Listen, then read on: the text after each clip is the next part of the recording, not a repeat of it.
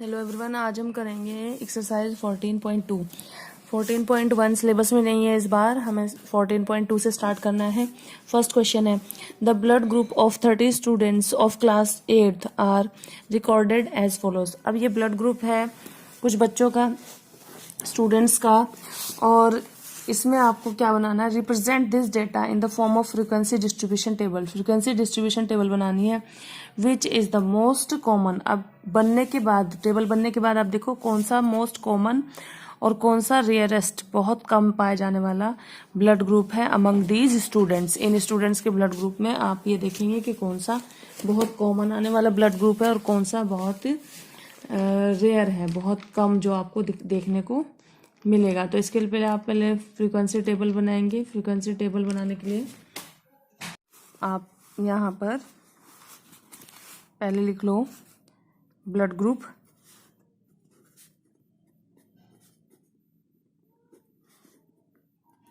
और सेकंड आप लिख लो नंबर ऑफ स्टूडेंट्स।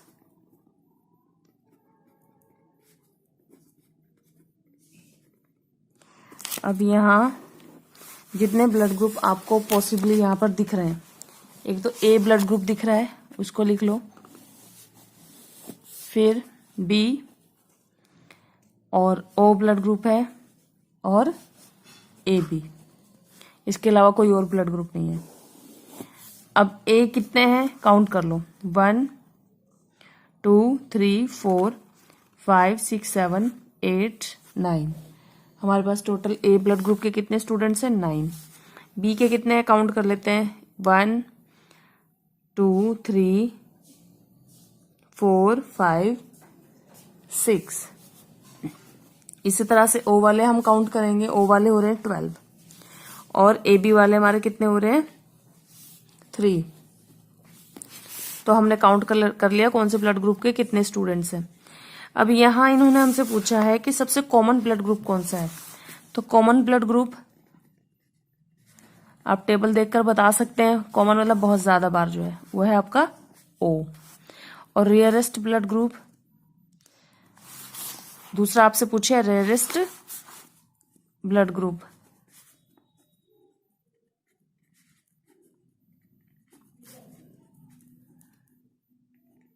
यहाँ कॉमन ब्लड ग्रुप और यहाँ रेयरेस्ट ब्लड ग्रुप। रेयरेस्ट में जो सबसे कम है यानी कि 3।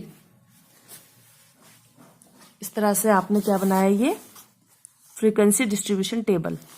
This is called frequency distribution table.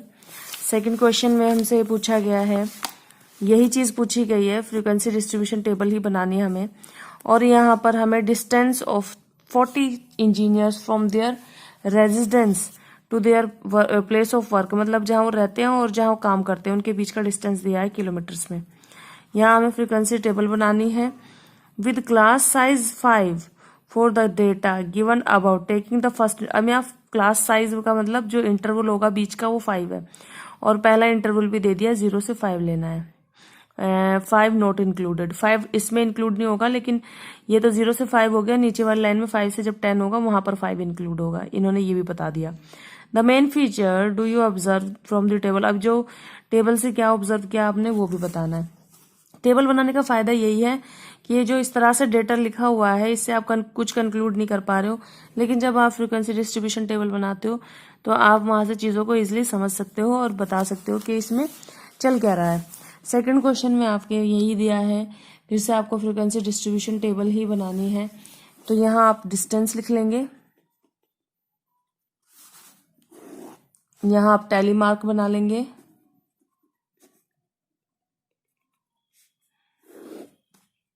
और यहाँ पर आप फ्रीक्वेंसी लिख लेंगे।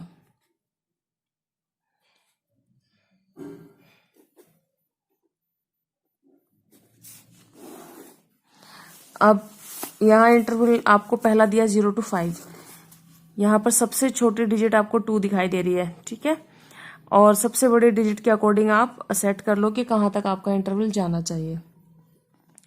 तो सबसे बड़ी डिजिट 32 है, 32 हमें दिखाई दे रहा है यहाँ पर, तो हम 35 तक ले लेते हैं इंटरवल। थोड़ा सा ज्यादा ले लेना चाहिए। सबसे छोटी डिजिट और सबसे बड़ी डिजिट ही डिसाइड करती है कि इंटरवल क्या होना चाहिए। सबसे छोटी डिजिट से थोड़ा पहले से लो और सबसे बड़ी डिजिट के थोड़ा बाद तक का इंटरवल लो।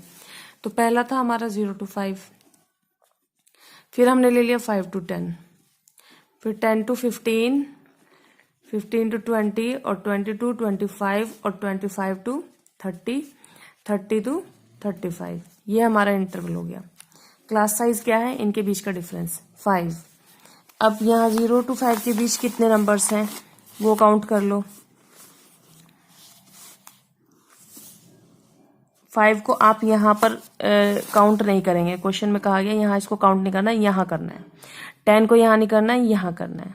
ठीक है, तो 0 से लेकर 4 तक यहाँ पर काउंट करेंगे, फिर 5 से लेकर 9 तक यहाँ पर। इस तरह से हमें चलना है।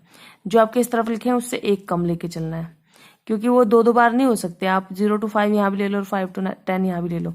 0 to 4, 5 to 9 ऐसे चलता है। तो 0 to 4 जितने भी आप काउंट कर लीजिए। 1 2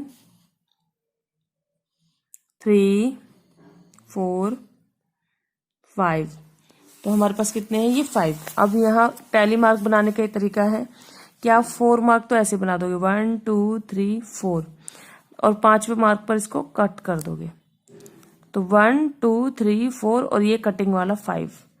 ठीक है, इस तरह से आप टैली मार्क सेट करते हो। इससे आप समझ जाते हो एक बंडल से कि 5 है। काउंट करने में इजी रहता है फिर आपको। अब देखो 5 to 9 के बीच वाले कितने हैं।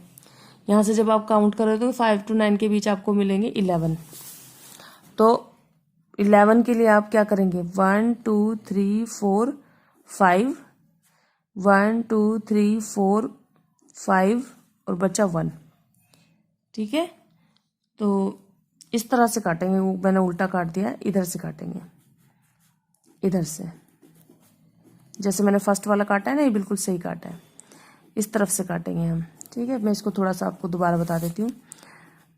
जैसे हो गया हमारा 4 हो गया तो 5 पर ही कट गया।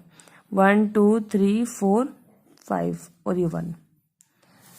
तो ये हमारे यहाँ पर हो गए 11। अब 10 to 15 हमारे कितने हैं? हम नंबर्स यहाँ से फिर से काउंट करेंगे। 10 to 15 का मतलब यहाँ जो लिखा है तो 10 to 14 आप लोगे। तो 10 से लेकर 14 तक, तो आपके पास कितने हो गए? 1 2 3 4 5 6 7 8 9 10 11। तो आपको यहाँ पर भी 11 मिल गए। अब ऐसे करोगे 1 2 3 4 5, 1 2 3 4 5, 11 11 इसमें हो गए। अब नेक्स्ट देखेंगे आप, नेक्स्ट क्या है आपकी रेंज? 15 to 20, मतलब 15 to 19। तो इसमें आपका आ जाएगा 15 to 19 के बीच 9 नंबर्स, 1 2 3 4 5, 1 2 3 4 इस तरह से लिखेंगे। और जो भी आपका नंबर आएगा वो सामने लिखते जाएंगे। जैसे यहाँ 5 है, यहाँ 11 है, यहाँ आपका फिर से 11 है, यहाँ आपका 9 है। 20 to 25 के बीच आपका एक ही नंबर आएगा, तो 1 एक ही डंडा लगाएंगे। 25 से 30 के बीच आपके दो एक ही नंबर आ रहा है, ये आप देख लो। 20 से 25 के बीच सिर्फ एक नंबर है आपका। 20 to 25 का मतलब 20 से 24 तक, तो ये 20 बस एक मिल गया हमें। ऐसे ही 25 से 30 यानी कि 25 से 29 तक के बीच में हमारे पास एक ये नंबर हो गया। अब 20 to 25 के बीच में आपका कौन सा नंबर है? 20 to 25 का मतलब 20 to 24, तो एक ही नंबर है 20। ऐसे ही 25 से 30 के बीच मतलब 25 से 29 के बीच, 30 को छोड़ देना क्योंकि वो अगले में काउंट होगा। आपके पास एक ही नंबर है 25। और ऐसे ही 30 से 35 के बीच आपके पास दो नंबर है, 32 है एक तो, और दूसरा 31 है। ठीक है, 32 एंड 31। अब ये आप यहाँ पर इनको भी लिख लोगे और सामने इसका नंबर भी लिख दोगे कि कितने कितने हो रहे हैं। तो 1 1 है, ये 2 है। टोटल आप देखना, ये टोटल आपका इस टोटल से ये टोटल आपका मैच होना चाहिए। आप जब इसका टोटल करते हो तो ये वाला टोटल मैच हो जाना चाहिए। इससे पता चलेगा कि हाँ आपने कोई डिजिट इसमें नहीं छोड़ी, सारे ले लिए। अब यहाँ से क्या कंक्लूड हो रहा है? इस टेबल से क्या कंक्लूड हो रहा है? इस टेबल से हमें क्या पता चल रहा है? पहली बात तो ये कि कौन से डेटा की फ्रीक्वेंसी सबसे ज़्यादा है, कौन से डेटा की सबसे कम है, ये पता चल रही है। ये वाले दो रेंज है जिनकी फ्रीक्वेंसी सबसे ज़्यादा कम है, और ये है दो रेंज जिनकी फ्रीक्वेंसी सबसे ज़्यादा है, 11 11। ठीक, तो ये हम कंक्लूड कर सकते हैं इससे।